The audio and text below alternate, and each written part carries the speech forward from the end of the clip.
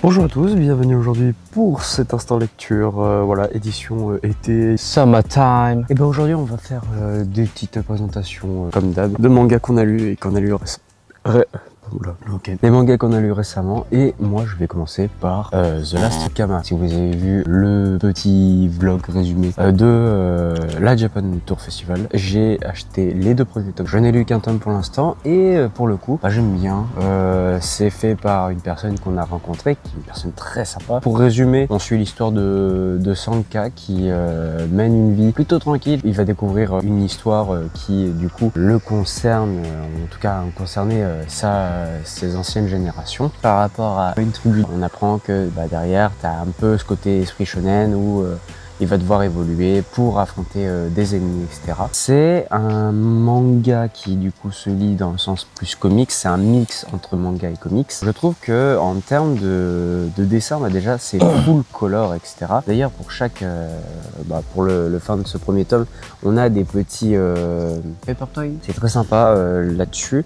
Déjà de ce que j'ai lu au premier tome, je suis très surpris parce que j'ai bien aimé le style. Ça se différencie un peu de ce qu'on a l'habitude de lire, mais je reste très content de cette lecture. Ça se lit très vite, c'est un manga qui se lit rapidement. Il y a quelques passages où on va dire tu as des longs monologues, donc ouais, ça peut ralentir la lecture, mais souvent c'est beaucoup de combats et après c'est fin c'est fin comme manga, mais ouais, c'est un peu l'avantage, c'est ça se lit rapidement.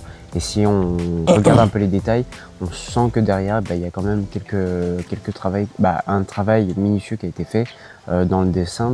Donc oui, je le conseille, si vous avez la possibilité de le lire quelque part, de le trouver quelque part.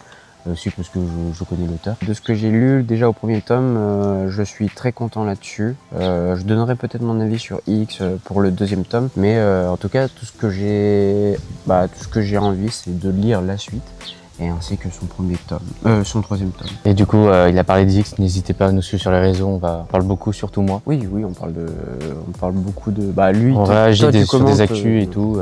Mais moi, c'est plus pour annoncer les sorties de manga et moi, après, réagir aussi sur les commentaires des autres. Ouais. Mais toi, de ce que tu as eu comme impression déjà à la lecture?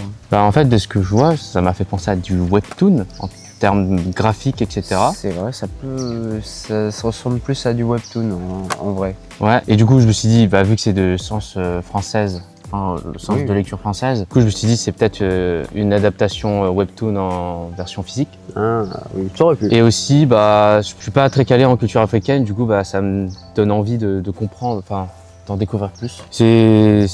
Après, il faut voir si niveau histoire, etc., structure, c'est bien ou pas. La narration, c'est bien ou pas, ou même si c'est innovant. Ça va voir pour la suite. Mais en tout cas, conclusion peut-être pour cette lecture, je trouve que ça reste une très bonne lecture. Et ouais, hâte de lire la suite.